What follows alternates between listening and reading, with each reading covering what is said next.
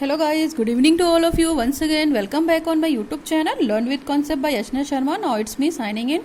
आप हमारे साथ कोर्स 8 की सीरीज़ को पढ़ रहे थे, नॉलेज इन कोरिकुलम, और उसमें भी हमने थोड़ी सी बात की थी understanding and discipline the subjects, यानी कि पाठ्यक्रम में विषयों की समझ क्या है। तो उससे रिलेटेड बहुत सारे कोरिकुलम की वीडियोस मैंने डाल दी हैं अपने चैनल पे, आप उसे देख लीजिएगा। और ये कोरिकुलम की जो वीडियोस हैं वो आपको कोर्स 5 में भी हेल्प करेंगे, ओके, एंड कोर्स 8 में तो एज इट इज़ हेल्प करेंगे। तो आप ज़रूर देखिएगा उस वीडियो को। और आज का जो टॉपिक है वो बहुत इंपॉर्टेंट टॉपिक है। Without wasting our topic time, start the video. तो वीडियो आज का स्टार्ट करते हैं। आज का जो वीडियो है approaches and methods of organising different pedagogical subject, यानी कि हम क्या पढ़ेंगे यहाँ पे, अप्रोच पढ़ेंगे, मेथड पढ़ेंगे किसके, पैडागोजिकल सब्जेक्ट्स को, कि कैसे ऑर्गेनाइज करते हैं पर्टिकुलर पैडागोजिकल, क्या क्या सब्जेक्ट्स होते हैं, क्या क्या मेथड्स होते हैं, क्या क्या अप्रोच होते हैं, और हमारी क्या क्या स्ट्रेटजीज होती हैं, टेक्निक क्या होती है, किस तरीके से हम पढ़ाते हैं। और स्पेशली जो पैडागोजिकल सब्जेक्ट्स हैं हमारे, आपको पता है पैडागोजिकल सब्जेक्ट्स का मतलब कोई भी एक शास्त्र जिसके बारे में हम पूरी डिटेल स्टडी करना चाहते हैं, चाहे वो फिजिक्स हो सकता है, ठीक है, केमिस्ट्री हो सकता है, आपका बायो हो सकता है, मैथ्स हो सकता है, हिस्ट्री हो सकता है, इकोनॉमिक्स, मतलब पर्टिकुलर कोई भी सब्जेक्ट, साइंस भी हो सकता है जिसके बारे में हम, आपको पता है कि पैडागोजी हम पढ़ते हैं। तो पैडागोजी का मतलब ही होता है कि आपको उस पैडागोजी से रिलेटेड इतनी नॉलेज होनी चाहिए कि आपको उस सब्जेक्ट से रिलेटेड कोई प्रॉब्लम ना हो। तो पैडागोजी पे हमारा जो आज की डेट में अगर हम बात करते हैं तो नेशनल एजुकेशन, जो न्यू एजुकेशन पॉलिसी है 2020, वो पूरी तरीके से फेवर करती है पैडागोजिकल नॉलेज के लिए। ये तो एक बात हुई, मैंने इन्फॉर्मेशन के लिए बताया। देखिए NEP 2020 का सिर्फ ये कहना है कि जो टीचर है उसको अगर पैडागोजी की नॉलेज नहीं है तो उस पर उसको बहुत वर्क करना पड़ेगा। उसको पैडागोजिकल नॉलेज होनी चाहिए, एटीट्यूड की नॉलेज होनी चाहिए, टीचिंग एप्टीट्यूड की बात की जानी चाहिए। तो ये सारी चीज़ें होनी चाहिए। तो हम यहाँ पे जो अप्रोच और मेथड पढ़ेंगे, आपको पता है ये एक तरीके से पाठ्यक्रम का क्या है, पाठ्यक्रम का कॉन्सेप्ट है, और उसमें हम कैसे ऑर्गेनाइज करते हैं अपने अप्रोचेस को, क्या मेथड्स को, और डिफरेंट स्ट्रेटजीज को, तरीके को, किस तरीके से पढ़ाते हैं कि बच्चा ऑर्गेनाइज करता है। तो हम इसी के बारे में पूरी डिटेल स्टडी करेंगे। स्टार्ट करते हैं आज का टॉपिक। देखिए, approaches and methods of organising different pedagogical subject, ये अंडरस्टैंडिंग द डिसिप्लिन द सब उसका पेपर है और बहुत इंपॉर्टेंट है, आप इसे ज़रूर पढ़ें, हमेशा पूछा जाता है अप्रोचेस एंड मेथड्स। सो यहाँ पे मैं हम डिटेल स्टडी करा दूंगी, तो आपको कहीं और से चेक करने की जरूरत नहीं पड़ेगी। स्टार्ट करते हैं। देखिए, different disciplines are organize different and have the different approaches to inquiry. आपको पता है कि यहाँ पे डिसिप्लिन का मतलब आप समझ रहे हैं, यहाँ पे सब्जेक्ट है आपका पर्टिकुलर, कोई भी सब्जेक्ट जो आप पढ़ना चाह रहे हैं उसको हम किस मेथड से पढ़ाएंगे, किस अप्रोच से पढ़ाएंगे, इसके बारे में हम पूरी डिटेल बात करेंगे। तो आपको ये भी पता है कि जितने तरीके के मेथड होते हैं, जितने तरीके का डिसिप्लिन होता है, तो हमारा जो पढ़ाने का तरीका होता है वो भी हमारा डिफरेंट होता है, हमारा अप्रोच भी डिफरेंट होता है, और उनको ऑर्गेनाइज करने का तरीका भी डिफरेंट होता है। दूसरा पॉइंट दे रखा है, pedagogical content knowledge is different from the knowledge of journal teaching method.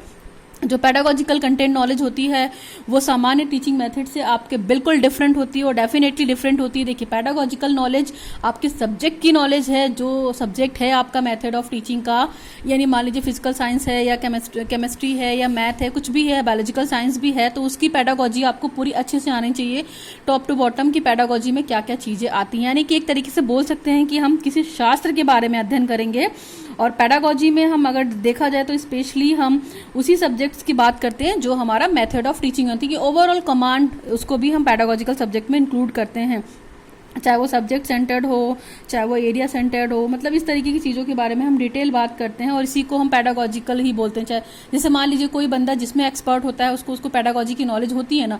Music की बात करते हैं तो जो म्यूजिशियन होते हैं उनको उनकी म्यूजिक की पैडागोजी की नॉलेज होती है। जैसे मैं फिजिकल साइंस मेरा मेथड है तो मुझे पैडागोजी में फिजिकल साइंस की नॉलेज है। तो इस तरीके के बहुत सारे मेथड्स हैं जो पैडागोजिकल के माध्यम से हम अपनी नॉलेज को बढ़ाने की कोशिश करते हैं। और पैडागोजिकल नॉलेज क्या करती है, आपकी जो पढ़ाने की तरीका है, आपका जो पढ़ाने का मेथड है, अप्रोच है, उसमें बहुत इन्हेंसमेंट लाती है और बहुत ज़रूरी है, ठीक है। और हर तरीके का जो जनरल मेथड जो हम क्लास में अप्लाई करते हैं उससे पैडागोजिकल नॉलेज बिल्कुल डिफरेंट होती है। नेक्स्ट हमारा है, expert teachers know the structure of their disciplines. और पर्टिकुलर जो टीचर होता है, जैसे बोलते हैं ना कि बोलते हैं हम कि जो टीचिंग अच्छी तभी हो सकती है जब उसका सब्जेक्ट पे कमांड होगा, यानी कि जो सब्जेक्ट वो पढ़ा रहा बच्चों को उसको ओवरऑल नॉलेज होनी चाहिए। तो ये नॉलेज किसको हो सकती है, सब्जेक्ट एक्सपर्ट्स को हो सकती है।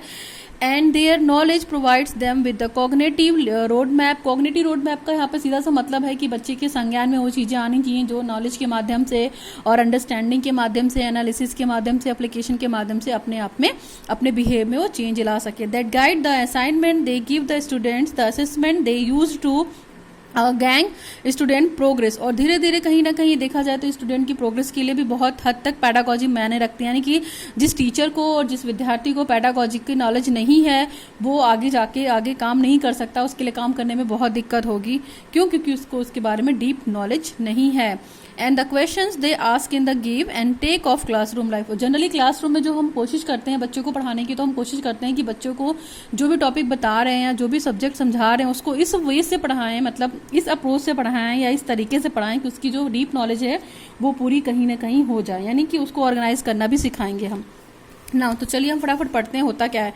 Teaching approach. देखिए टीचिंग अप्रोच क्या है, टीचिंग से समझ रहे हैं आप शिक्षण उपागम, है ना। शिक्षण उपागम इन द सेंस कि हमें कैसे पढ़ाना है, किस उपागम के माध्यम से पढ़ाना है बच्चों को जिससे उसके बिहेव में चेंज आए उसको पढ़ने के बाद। तो टीचिंग अप्रोच में क्या दे रखा है, it is a set of principles, belief, ideas about the nature of learning which is translated into the classroom. जो हम क्लासरूम में जो ये सिद्धांत हमारे होते हैं, जो मान्यताएं होती हैं और जो अधिगम की प्रकृति होती है उसके बारे में बात करता है कौन, अप्रोच। और हमारी जनरल क्लासरूम में उसको हम ट्रांसलेट कहते हैं। जैसे टीचिंग अप्रोच की बात करते हैं तो हम वो शिक्षण उपागम यूज करते हैं जिससे बच्चे सिंपल टू कॉम्प्लेक्स की तरफ जा सकें, यानी बेसिक से टफ की तरफ जा सके।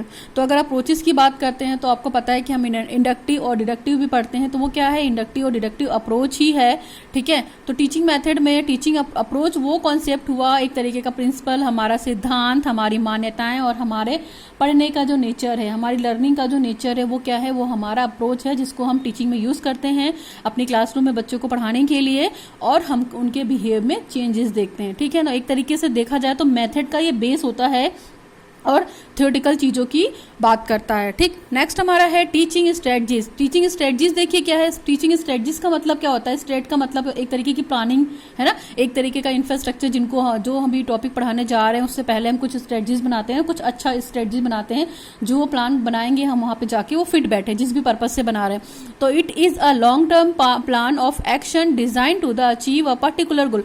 पर्टिकुलर हम किसी टारगेट को अचीव करने के लिए जो स्ट्रेटजी या जो प्लान बनाते हैं ये बहुत लॉन्ग टाइम में होता है। ऐसा नहीं है कि हमारा गोल हमको एक ही दिन में अचीव हो जाता है या हमने अपना एम एक ही दिन में अचीव कर लिया, नहीं।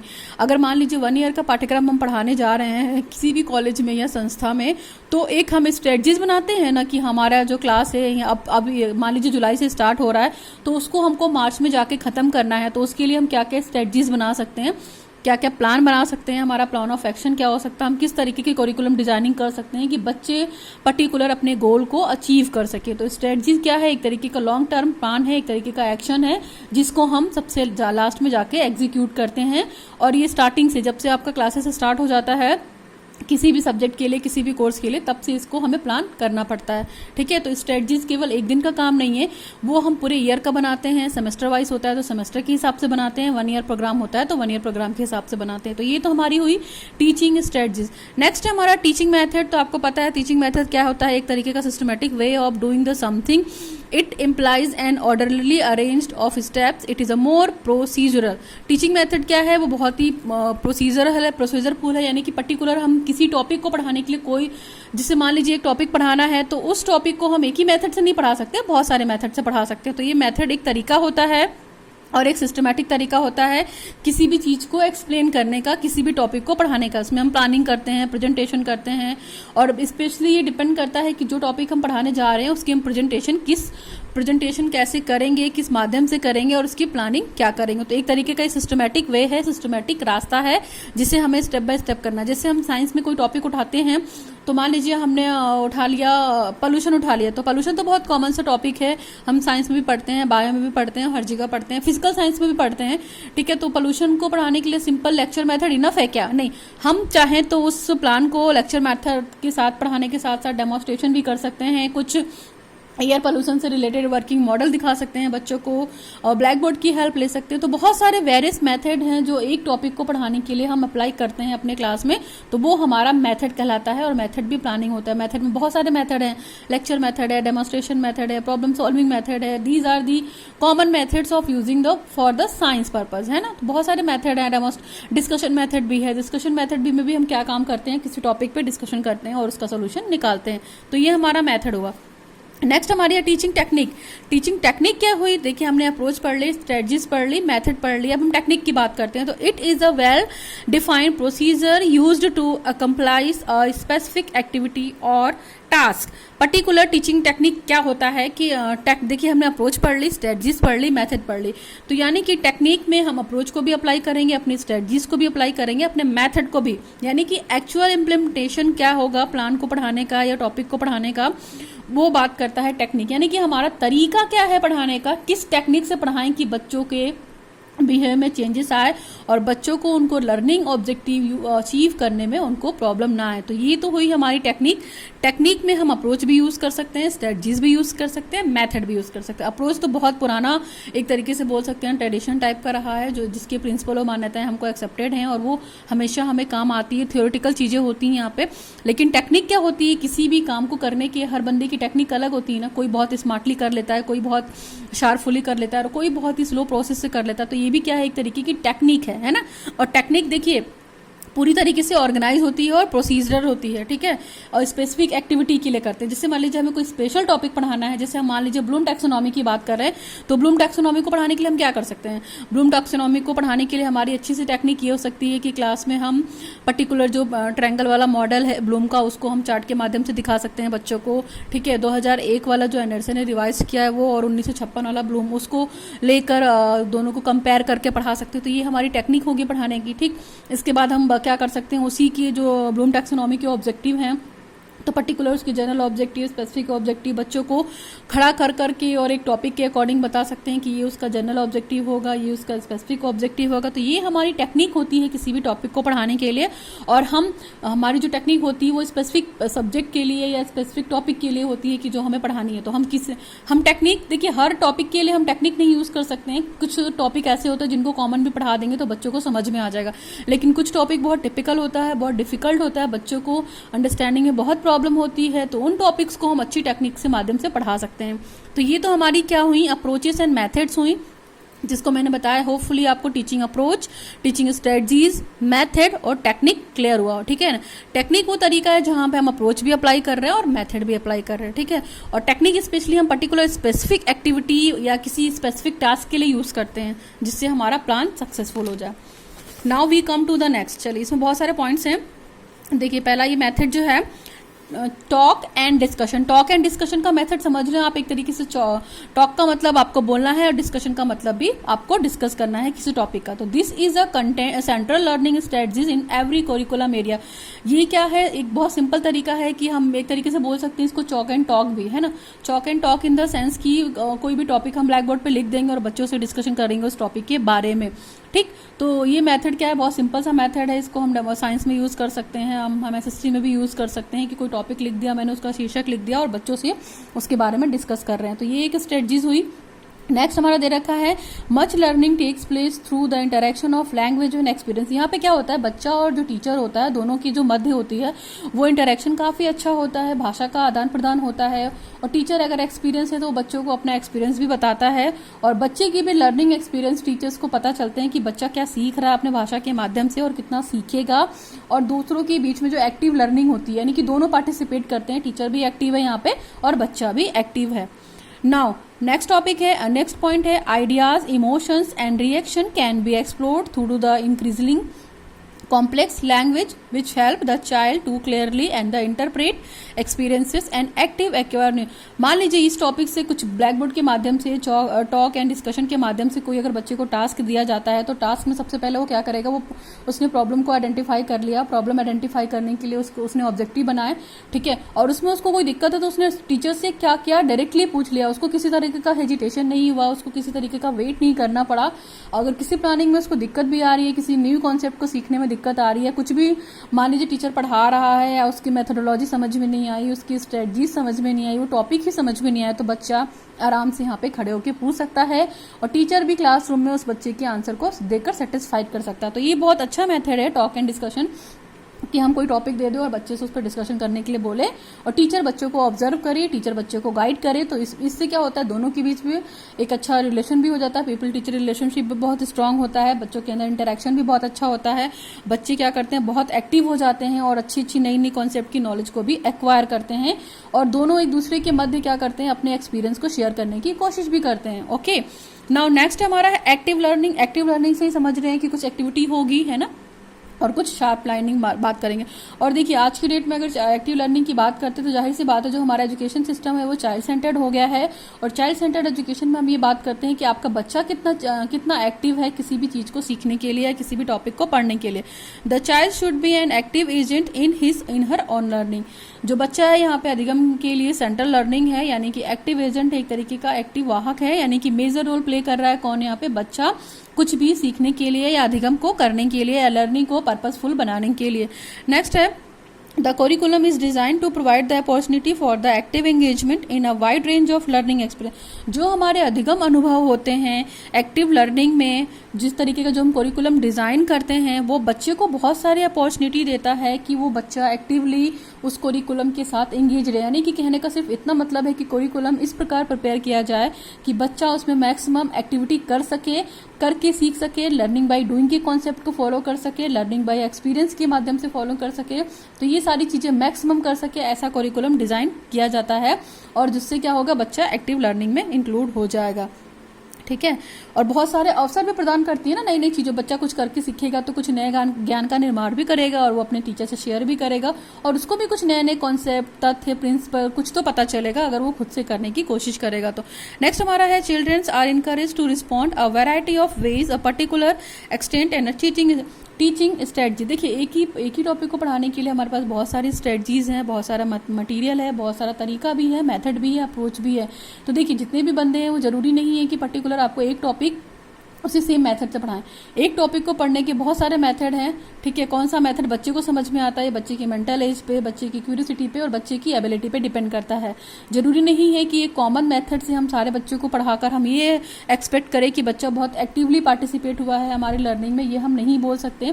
क्यों? क्योंकि जो हमारी क्लास होती है वो एवरेज क्लास होती है और आपको पता है कि हम कितने भी मतलब ऊपर चले जाएं, लेकिन हम कंसीडर करते हैं कि maximum number of average students हमारे क्लासरूम में होंगे तो हमारी जो लर्निंग की पिच होगी उतनी ही लो से उठकर ऊपर की तरफ जाएगी। यानी कि सिर्फ इतना मतलब है एक्टिव लर्निंग का कि बच्चा एक्टिविटी के माध्यम से मैक्सिमम सीखे, मैक्सिमम नॉलेज एक्वायर करे, मैक्सिमम एक्सपीरियंस गेन करे और नए नए तरीकों को खोजने की कोशिश करे। जब वो नए नए खुद से काम करेगा ना और खुद से प्रोजेक्ट बनाएगा, खुद से प्लानिंग करेगा तो उसके स्टेप्स भी खुद पे खुद बनते जाएंगे और उसको प्रॉब्लम को, टास्क के सोल्यूशन को ढूंढने में कोई भी प्रॉब्लम नहीं होगा। तो ये है हमारी एक्टिव लर्निंग। नेक्स्ट हमारा है the teacher needs to identify the particular stages of the development and the choose a sequence of activities and will be the effective in advancing the child's learning. बच्चे की learning में teacher का बहुत important role है और teacher की जरूरत है कि टीचर पर्टिकुलर किसी स्ट्रेटजीज को आइडेंटिफाई करे बच्चे के लिए और बच्चे को भी क्या करे, एक्टिविटी करने के लिए प्रेरित करे, इनकरेज करे और उसे इफेक्टिव मैनर में समझाने की कोशिश करे ताकि बच्चा क्या करे, बच्चे का जो डेवलपमेंट है वो अपने आप को क्या करे, डेवलप करा सके, पर्टिकुलर चूज करा सके। जैसे मान लीजिए किसी टॉपिक को दे दिया गया है टीचर को और बच्चे से बोला गया है कि इस पर वो बात करे या उस पर डिस्कशन करे तो बच्चा एक्टिवली पार्टिसिपेट होगा और उसका जो लर्निंग होगा वो बहुत इफेक्टिव होगा, उसमें एडवांसमेंट आ जाएंगी, उसकी अंडरस्टैंडिंग बहुत अच्छी हो जाएगी, उसकी नॉलेज लेवल भी हो जाएगी। नेक्स्ट है this is a principle of guided activity and discovery learning. एक तरीके से क्या करता है टीचर, यहाँ पे बच्चे को गाइड करता है, एक तरीके से इसका यही सिद्धांत है और बच्चा कुछ लर्निंग में सीखने की और खोजने की कोशिश करता है। प्रिंसिपल यहाँ पर क्या बस यही है कि टीचर उसको क्या करेगा, केवल गाइड करेगा और एक्टिविटी उसकी एक्टिविटी को ऑब्जर्व करेगा कि बच्चा कितनी लर्निंग को डिस्कवर कर रहा है, कितनी नई नई चीजें वो सीखने की कोशिश कर रहा है।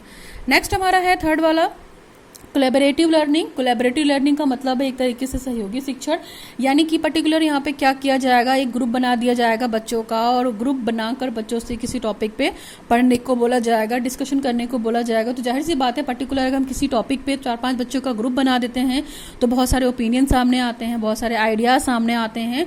और इसमें क्या होता है, सहयोगी लर्निंग का मतलब है कि एक दूसरे के साथ कोऑपरेट करके हम कुछ नई चीज़ें सीखते ही हैं। क्यों? क्योंकि वो देखो हर बच्चा अलग है, हर बच्चे की एबिलिटी अलग है, मेंटल एज अलग है, उसका इंटरेस्ट अलग है, लेकिन वो सब मिलके अगर जब एक साथ काम करते हैं तो किसी बड़े टास्क का निर्माण हो सकता है, कोई बड़ा एक्सपीरियंस हो सकता है, कोई बड़ी लर्निंग भी क्रिएट हो सकती है और बच्चा नॉलेज भी क्रिएट कर सकता है। तो कोलैबोरेटिव लर्निंग का यही मतलब है। नेक्स्ट हमारा है पहला पॉइंट, इसमें childrens are stimulated by hearing the ideas and opinion of others and by the reacting to them. देखिए यहाँ पे वही है कि चिल्ड्रन को क्या किया जाता है, स्टिमुलेट किया जाता है कि वो दूसरे के आइडियाज़ को सुने और अपने ओपिनियन को बताएं, लोगों से शेयर करें, दूसरों के साथ शेयर करें और उसके बाद रिएक्ट करें। तो कोलैबोरेटिव लर्निंग में बच्चे को बहुत कुछ सीखने को मिलता है। क्यों? क्योंकि बहुत सारे लोगों के अपने अपने डिफरेंट आइडियाज़ होते हैं, क्योंकि इंडिविजुअल डिफरेंसेस हम में अपने आप में है। नंबर 2 है collaborative work expose.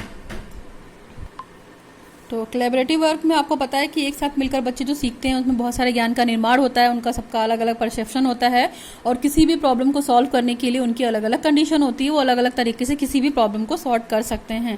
Collaborative learning में यही होता है। नेक्स्ट पॉइंट है the interaction will help the broaden and deepen individual children understanding. और ये लर्निंग जो होती है वो बच्चों के अंदर बहुत डेप्थ नॉलेज के लिए, अंडरस्टैंडिंग के लिए हेल्प करती है। बच्चों में बहुत ब्रॉड फील्ड यानी कि किसी डिपेंड पर्टिकुलर मतलब किसी भी टॉपिक के बारे में डिटेल नॉलेज हो जाएगी। बच्चा अगर इस तरह की मिलजुल कर डिस्कशन करके लर्निंग करेगा तो, है ना। हम कोई भी चीज़ डिस्कस करके पढ़ते हैं तो बहुत सारे आइडियाज़, थॉट हमारे शेयर होते हैं और हमारे दिमाग में परमानेंट वो बने रहते हैं। तो एक बहुत अच्छी तरीके की लर्निंग है कोलैबोरेटिव लर्निंग। नेक्स्ट पॉइंट है the act of cooperating with the other facilitating child's and the social personal development. और बच्चे के अंदर इस तरीके में इस लर्निंग में देखेंगे आप सोशलिस्टिक विकास भी होगा उसका, बच्चे को अप्रिसिएशन मिलेगा और एक दूसरे के साथ कोऑपरेटिव वर्किंग की फीलिंग भी बच्चों के अंदर आएगी। क्योंकि अपने आइडियाज शेयर करेंगे, एक दूसरे से थॉट शेयर करेंगे तो कुछ विचारों से इंप्रेस होंगे, एक दूसरे से बात करने की कोशिश करेंगे, सहयोग की भावना भी उत्पन्न होगी बच्चों के अंदर। और जब ये सब चीज़ें होंगी तो बच्चे का जाहिर सी बात है पर्सनल और सोशल डेवलपमेंट भी होगा ही होगा। ओके, नेक्स्ट हमारा है the pre request and the foundation of the most introduction and the Oval innovation and cooperative learning. देखिए इसमें जाहिर सी बात है कि एक तरीके का ये क्या है, फाउंडेशन है या बेस है। कुछ भी इंस्ट्रक्शन दे रहे हैं तो यहाँ पे बच्चे एक साथ खड़े होकर सुन रहे हैं और क्या कर रहे हैं, अपने आप को इनोवेट कर रहे हैं और कोऑपरेटिव लर्निंग में एक दूसरे को क्या कर रहे हैं, फायदा पहुंचा रहे हैं ना। नेक्स्ट हमारा है प्रॉब्लम सॉल्विंग। प्रॉब्लम से ही इंडिकेट हो रहा है कि यहाँ पे पर्टिकुलर प्रॉब्लम सॉल्विंग की बात की जाएगी और कोई भी बच्चे को टास्क दे दिया जाएगा। एक तरीके से हम बोल सकते हैं कि जो ये है ना, ये हायर ऑर्डर थिंकिंग स्किल होती है और जो बच्चे के अंदर एनालिसिस करने की कोशिश करती है, बच्चे के अंदर इन्फरेंस चीज़ों को वो करती है, इंडिकेट करती है। बच्चे को टास्क मिल जाता है तो उस पर बच्चा टास्क पे बात करना सीख जाता है, बच्चा प्रॉब्लम आइडेंटिफाई करना सीख जाता है और प्रॉब्लम आइडेंटिफाई करने के साथ साथ सोल्यूशन करना भी सीख जाता है। प्रॉब्लम सॉल्विंग का ही मतलब है कि बच्चा लॉजिकली, क्रिटिकली कुछ भी अच्छे से सोच सकता है। तो इस टास्क में, टॉपिक में क्या करता है टीचर, बच्चे को एक टॉपिक दे देता है और उस टॉपिक पे उसको काम करने के लिए बोलता है। और तो क्या करेगा, जाहिर सी बात है बच्चे हैं, बहुत सारे ग्रुप बना के रखे हुए हैं तो हर बच्चा अलग सोचेगा, उसके अंदर अलग अलग स्किल डेवलप होंगी, बच्चे के अंदर एनालाइजिंग पावर डेवलप होंगी। तो कहीं ना कहीं प्रॉब्लम सॉल्विंग मेथड जो है वो बच्चे के लिए बहुत अच्छा है और वेरी इंपॉर्टेंट मेथड है। एक तरीके से ये साइंटिफिक मेथड है, हम बोल सकते हैं। हम साइंस के सब्जेक्ट्स को या टॉपिक्स को पढ़ने के लिए problem solving method generally use करते हैं। और अगर प्रॉब्लम सॉल्विंग मेथड आपको डिटेल में पढ़ना है तो मेरे पेडागोजी ऑफ फिजिकल साइंस की वीडियो में आपको प्रॉब्लम सॉल्विंग मेथड पूरा डिटेल में मिल जाएगा। इसके स्टेप से लेकर टॉप टू बॉटम जो भी स्टेप्स हैं आपको मिल जाएंगे, ठीक है। Task such as observation, collective and evaluating evidences, identify the essential information, help children to make the formal judgement. और देखा जाए तो बच्चे के अंदर क्या होगा, बच्चे आपस में काम करना सीख जाएंगे, चीज़ों को इवेल्युएट करना सीख जाएंगे, कुछ ना कुछ जो प्रॉब्लम आ रही है उससे रिलेटेड वो सोल्यूशन ढूंढ कर लाएंगे, उसको आइडेंटिफाई करेंगे और बच्चे क्या करेंगे, बहुत सारा डेटा और इन्फॉर्मेशन अपने माइंड में कलेक्ट करेंगे और बच्चों के अंदर जजमेंट करने की फीलिंग भी आ जाएगी कि हाँ ये चीज़ सही हो सकती है या मेरी ये रिसर्च अच्छी हो सकती है या मेरे इस टॉपिक का प्रॉब्लम ये हो सकता है। तो बच्चा इसमें बहुत सारा काम भी करेगा। है ना, टीचर यहाँ पे केवल ऑब्जर्व करेगा। Discovery learning most notably takes place in the problem solving situation, और जाहिर सी बात है कि प्रॉब्लम सॉल्विंग कंडीशन है तो बच्चा कुछ ना कुछ डिस्कवरी भी करेगा, तो उसकी कहीं ना कहीं क्या हो जाएगी, डिस्कवरी लर्निंग भी बहुत अच्छी होगी। Where the learner draws on his ideas, मान लीजिए जो अपने उसके एक्सपीरियंस हैं या उनके आइडियाज़ हैं तो वो उस पर काम करेगा और सामने वाले को वो आइडिया बताएगा या टीचर को बताएगा या बच्चे को बताएगा, तो एक नई तरीके की नॉलेज बनेगी, एक नए तरीके का सत्य उसको पता चलेगा जो कि उसकी लर्निंग में बहुत इफेक्टेड होगा। तो ये तो हमारा था प्रॉब्लम सॉल्विंग लर्निंग। ठीक है, नेक्स्ट हमारा है skill through content. Skills through content का मतलब पर्टिकुलर बच्चे, हर बच्चे के अंदर अपनी अपनी एबिलिटी होती है, अपनी अपनी स्किल होती है। स्किल का मतलब यहाँ पे कौशल है। मान लीजिए स्किल इन द सेंस कि किसी बच्चे के अंदर बहुत अच्छी उसकी इंग्लिश बहुत अच्छी है, किसी बच्चे की मैथ्स बहुत अच्छी है, तो पर्टिकुलर बच्चे की जो स्किल वाली क्वालिफिकेशन हो गई या क्वालिटी हो गई वो कौशल हो गई। ठीक है, तो कौशल इन द सेंस कि जैसे लड़कियों को हम बात करते हैं, लड़कियां कुकिंग में अच्छी होती है तो कुकिंग की स्किल उनके अंदर बहुत अच्छी होती है। बॉयज़ प्लेज में स्पोर्ट्स में होते हैं तो उनके अंदर प्ले खेलने की जो स्किल होती है वो बहुत अच्छे से डेवलप होती है। तो ये सारी स्किल्स होती हैं और पर्टिकुलर हम अपने आप में एक एक स्किल या दो दो स्किल जरूर रखते हैं और अपने आप को इस लायक या इस डिजर्विंग के समझते हैं कि हम अपनी एबिलिटी और अपनी लर्निंग के हिसाब से हम अपने जो स्किल रखते हैं वो कहीं ना कहीं कंटेंट के थ्रू सीखते हैं, करिकुलम के माध्यम से सीखते हैं। यानी कि हर बच्चा स्किलफुल हो, नॉलेजफुल हो, हमारा यही पर्पस होता है और हमारा यही मोटो होता है शिक्षा देने को। तो कौशल भी जरूरी है हर बच्चे के लिए और टीचर के लिए। Each curriculum area addresses the development of the abilities and skill, और हर बच्चे की स्किल और उसकी योग्यता उसके पाठ्यक्रम के हिसाब से क्या होगी, अलग अलग होगी और उनका विकास भी अलग अलग होगा। हम ये एक्सेप्ट नहीं कर सकते हैं कि हमारे 10 बच्चे खड़े हैं तो उनके अंदर ये जो स्किल्स डेवलप होंगी वो 10 स्किल सेम होगी। नहीं, हर बच्चे की स्किल अपनी अपनी होगी, हर बच्चे की एबिलिटी के अकॉर्डिंग और इंटरेस्ट के according. Okay, now we come to the next point. Next point है हमारा which the child will be able to apply in the dealing with the problems that are the unfamiliar. और देखिए इसमें बच्चा ऐसी problem को सीख जाता है जो प्रॉब्लम उसने कभी फेस ना की हो, उसके लिए अनफेमिलियर रही हो, तभी उसका वो सोल्यूशन निकालने के लिए कोशिश करता है और बच्चा एबल भी हो जाता है। The child's ability to apply what he has learn to a variety of situation in a good indicator of the effectiveness of that learning. यानी कि बच्चा इतना एबल हो जाता है कि वो जो सीख रहा है टीचर से अपने जर्नल क्लास में उसकी नॉलेज को वो कहीं ना कहीं अप्लाई करे और अप्लाई करके अपनी लर्निंग में क्या लाए, इफेक्टिवनेस लाए और एक दूसरी तरीके की लर्निंग को सीखे। वो किस कंडीशन में, दूसरी कंडीशन में। नाउ नेक्स्ट हमारा है यूजिंग द एनवायरमेंट। देखिए एनवायरमेंट को तो हम छोड़ नहीं सकते, एनवायरमेंट से हम कुछ ना कुछ हमेशा सीखते रहते हैं। तो first hand experience that the actively engage the child with the immediate environment with the, बच्चा अपने एनवायरमेंट से बहुत ही जल्दी चीजें कैचअप करता है, बहुत जल्दी चीजें सीखता है। बच्चा जो एक्टिविटी करता है वो कहीं ना कहीं अपने एनवायरनमेंट में करता है और बहुत इफेक्टिव इफेक्ट पड़ता है बच्चे की लर्निंग पे। एक तरीके से हम बोल सकते हैं कि इफेक्टिव बेस भी प्रोवाइड करता है कौन, एनवायरनमेंट बच्चे की लर्निंग के लिए। यानी कि उसकी जो एनवायरनमेंट, आसपास का एनवायरनमेंट होगा, जितना अच्छा होगा बच्चा चीज़ों को सीखने में उतना सक्षम होगा। नेक्स्ट हमारा है the experiences begins in the home at continues to the expand and is the child grow from the immediate environment to the, मान लीजिए जैसे बच्चा है स्कूल में जा रहा है तो स्कूल का जैसा एनवायरनमेंट होगा, पहली बात तो देखिए फैमिली उसकी फर्स्ट स्कूल होती है। फैमिली से बच्चा बहुत सारी चीजें सीख कर आता है। जब बच्चे को एडमिशन दिलाने लाते हैं तो उससे पहले पेरेंट्स उसे घर में ही पढ़ाते हैं। ठीक है, तो घर में वो जितना पढ़ा होता है या जैसा भी घर का एटमॉस्फेयर रहता है, कहने का मतलब है जैसा एनवायरनमेंट रहता है बच्चा वैसा ही सीखता है। हम कहते हैं ना बच्चों के सामने फाइट नहीं करनी चाहिए पेरेंट्स को, क्योंकि बच्चा उसको कॉपी करता है, तो ये कहीं ना कहीं फैक्ट है। तो बच्चे पे एनवायरनमेंट का सबसे ज्यादा इफेक्ट पड़ता है। पॉजिटिव एनवायरनमेंट होगा तो बच्चा पॉजिटिवली चीजें सीखेगा, निगेटिव एनवायरनमेंट होगा तो बच्चा निगेटिवली एनवायरनमेंट में वही निगेटिव वाली चीजें सीखेगा। तो स्कूल भी ऐसा ही है और बच्चा घर से सीखने के बाद कहीं ना कहीं स्कूल में आता है तो स्कूल में जैसा एनवायरनमेंट उसका मिलता है कि बच्चों के साथ रहना है, बहुत सारे बच्चों के साथ क्लास में अटेंड कर रहा है, टीचर से मिलेगा, स्पोर्ट्स करेगा, प्ले करेगा, लंच शेयर करेगा, तो बच्चा अपने एनवायरनमेंट से यहाँ भी वो सीख रहा है कुछ ना कुछ और लर्निंग और टीचिंग को कर रहा है एक तरीके से। नेक्स्ट पॉइंट है first hand experiences of the different aspects of the curriculum outside the choose in classroom adds the relevance and effectiveness of the learning. देखिए जरूरी नहीं है कि हम हर टॉपिक को क्लास के अंदर बच्चे को क्लासरूम में बिठाल कर पढ़ा रहे हैं। हम ये भी कर सकते हैं कि बच्चे की एक आउटसाइड लर्निंग भी करा सकते हैं। कुछ हम ऐसा टॉपिक ले सकते हैं जिसमें टीचर भी बहुत एक्टिवली रोल करे और बच्चे को भी एक्टिवली बनाए। तो हम पार्क में या स्कूल का जो भी गार्डन है उसको हम यूज़ कर सकते हैं, बाहर का जो कैंपस है उसको यूज़ कर सकते हैं बच्चे को एनवायरनमेंट से कुछ ना कुछ सिखाने के लिए। और बच्चे को एनवायरनमेंट में थोड़े टाइम के लिए हम एक्टिविटी करने के लिए फ्री भी कर सकते हैं क्लासरूम के बर्डन से या टीचर के बार बार टोकने से कि तुम ये मत करो, तुम वो मत करो। बच्चे को थोड़े टाइम के लिए एनवायरनमेंट में फ्री किया जा सकता है और बच्चा कुछ क्रिएटिव ही सोचेगा एनवायरनमेंट में काम करने के लिए, क्योंकि देखो नेचर ने इतना अच्छा दिया है बच्चे को एनवायरनमेंट, तो बच्चा अच्छी चीज़ों में अच्छी ही सीखेगा। और कहीं ना कहीं एक हम बात करते हैं अगर रूसो की, तो रूसो बहुत बड़े नेचुरलिस्ट हैं, यानी कि घोर प्रकृतिवादक हैं, और उनका सीधा सीधा बोलना है कि बच्चे को नेचर की गोद में छोड़ दो, बच्चा अपनी लर्निंग अपने आप कर लेगा, और बच्चा कुछ गलत भी करेगा तो नेचर उसको पनिशमेंट देगा। तो ये उनके थॉट्स थे, ये अलग बात हुई, इट्स फॉर योर नॉलेज।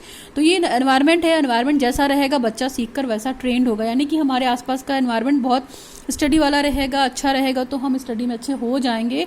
और हमारे आसपास का एनवायरनमेंट मान लीजिए सत्संग वाला है या पूजा पाठ वाला टाइप का है, तो हमारे अंदर उस रिलीजियस टाइप की फीलिंग आ जाएगी।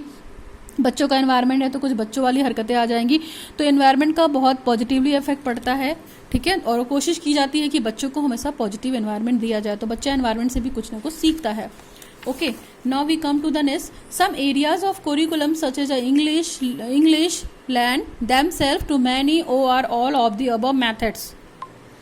Some areas of the curriculum such as English lend themselves to many or all of the above method. देखिए कुछ देखा जाए तो समय कुछ पाठ्यक्रम के एरिया में, जैसे इंग्लिश की बात करते हैं तो आपको पता है कि इंग्लिश के लिए पढ़ाने के लिए अलग अलग मेथड होगा, सारे मेथड अलग अलग होगा। तो इंग्लिश को पढ़ाने का जो मेथड होगा वो मेथड हम हर जगह अप्लाई नहीं कर सकते हैं।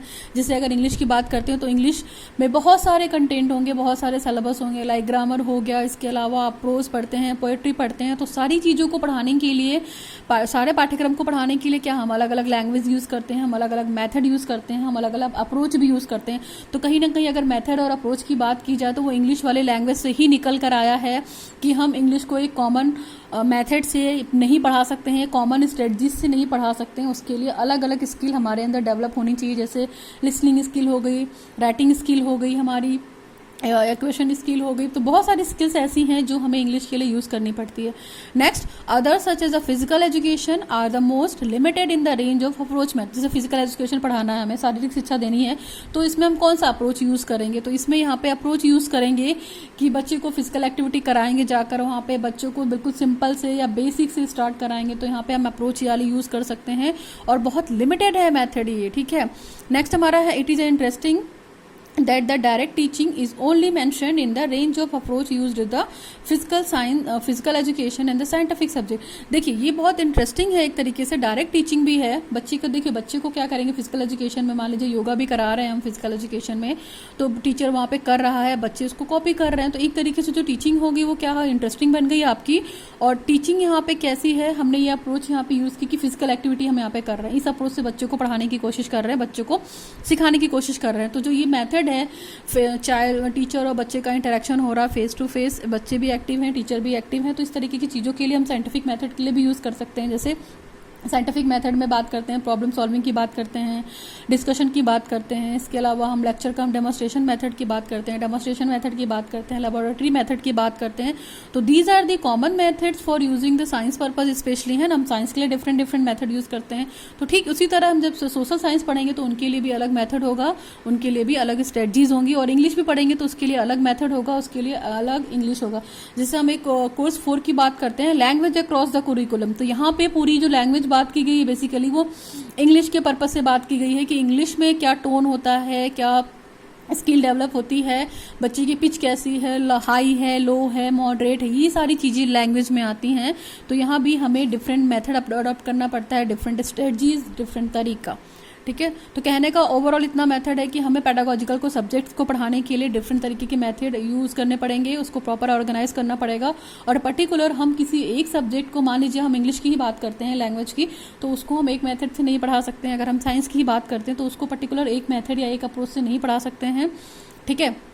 मैथ्स होगी तो मैथ्स में हम अप्रोचेस यूज़ करते हैं, इंडक्टिव डिडक्टिव अप्रोच यूज़ करते हैं बेसिकली, है ना। साइंस पढ़ा रहे हैं तो हम डेमोस्ट्रेशन की बात करते हैं तो डेमोस्ट्रेशन यूज़ करते हैं, प्रॉब्लम सॉल्विंग मेथड यूज़ करते हैं। तो कुछ कॉमन मेथड्स, अप्रोच, स्किल्स ऐसी हैं, स्ट्रेटजीज जो हम पर्टिकुलर सब्जेक्ट्स के लिए करते हैं। हम हर मेथड से हम सोचे कि केवल एक ही मेथड से और एक ही अप्रोच से पूरे सब्जेक्ट को पढ़ा देंगे और पूरे कोरिकुलम को ख़त्म कर देंगे, तो ये नहीं हो सकता है। हर टॉपिक के लिए अलग अलग मेथड हम अडॉप्ट कर सकते हैं और हमें करना पड़ेगा, क्योंकि एक ही मेथड से हम सारे टॉपिक को कंसीडर नहीं कर सकते, नहीं पढ़ा पाएंगे, है ना। नेक्स्ट हमारा है guided discovery is suggested in the following areas like, बहुत सारी जो आप अगर हम बात करते हैं मेथड में, अप्रोच में, तो बहुत सारी चीज़ें खोजने में आ गई हैं, डिस्कवरी में है, और हम सजेस्टेड भी करते हैं कि जैसे फिजिकल एजुकेशन हो गया, हमारा साइंस हो गया, जियोग्राफी हो गया, म्यूजिक हो गया, विजुअल हो गया एंड आर्ट्स हो गया। तो curriculum identifies their the linkage as the use of the integration with in the particular subject area. हम कोशिश करते हैं कि जो हम मेथड आइडेंटिफाई कर रहे हैं पाठ्यक्रम को पढ़ाने के लिए, तो कुछ सब्जेक्ट एरिया में कहीं ना कहीं एक दूसरे से लिंक्ड होंगे, है ना। जैसे हम मैथ्स की बात, साइंस की बात करते हैं, तो साइंस में हम अगर जो मेथड अडॉप्ट कर रहे हैं तो कहीं ना कहीं वो मैथ्स के लिए भी हो सकता है, वो फिजिकल साइंस के लिए भी हो सकता है, केमिस्ट्री के लिए भी हो सकता है, बायो के लिए भी हो सकता है ना। ज्योग्राफी की बात करें तो ज्योग्राफी वाली कुछ चीज़ें विजुअल आर्ट्स में आ सकती हैं, जो मेथड या जो अप्रोच हम ज्योग्राफी पढ़ने के लिए यूज़ करें। जैसे ज्योग्राफी में मैप की बात करते हैं हम, है ना, शो एंड टेल की बात करते हैं, तो वो मेथड हम यहाँ साइंस में भी यूज़ कर सकते हैं, आर्ट्स में भी यूज़ कर सकते हैं। तो ये है। एग्जाम्पल की बात करते हैं तो when teaching living things integrated with in the standard of environment awareness. देखिए, हम टीचिंग को, यानी कि हम अगर टीचिंग को जिंदा रखना चाहते हैं तो हमें रियल एक्सपीरियंस बच्चों को बताना पड़ेगा, और बच्चों को एक नॉलेज से जोड़कर दूसरी नॉलेज को भी कनेक्ट करना पड़ेगा, यानी कि इंटीग्रेट करना पड़ेगा। कि जैसे प्रीवियस क्लास में बच्चा जो पढ़कर आया है उस नॉलेज को इंटीग्रेट करके हम नए क्लास की नई टाइप की नॉलेज बच्चे को दे रहे हैं, और बच्चों को ये बता रहे हैं कि एनवायरनमेंट अवेयरनेस ये होता है। तो एनवायरनमेंट अवेयरनेस वाला टॉपिक पढ़ाने के लिए हम क्या कर सकते हैं, बच्चों को सबसे पहले हम एनवायरनमेंट के बारे में बता सकते हैं ना, कि हमारे एनवायरनमेंट में क्या क्या है। ठीक है, मान लो पोल्यूशन हो गया, पोल्यूशन वाले टॉपिक से भी कुछ नॉलेज मिल सकती है हमारे एनवायरनमेंट के लिए। इको क्लब वाले टॉपिक से मिल सकती है। ठीक है, फिर इको सिस्टम एक टॉपिक पढ़ते हैं, पारिस्थितिकी तंत्र। तो ये सब टॉपिक्स में क्या है, एनवायरनमेंट कॉमन है। तो एनवायरनमेंट की अगर नॉलेज बच्चे को देनी है, तो अगर मान लीजिए एनवायरनमेंट अवेयरनेस है उसके अंदर, बच्चे के अंदर, तो अच्छी बात है। लेकिन अगर नहीं है तो हम बहुत सारे एग्जाम्पल दे सकते हैं बीइंग अ टीचर की एनवायरनमेंट में ये फैक्टर होते हैं, biotic factor, abiotic factor, ecological balance क्या होता है।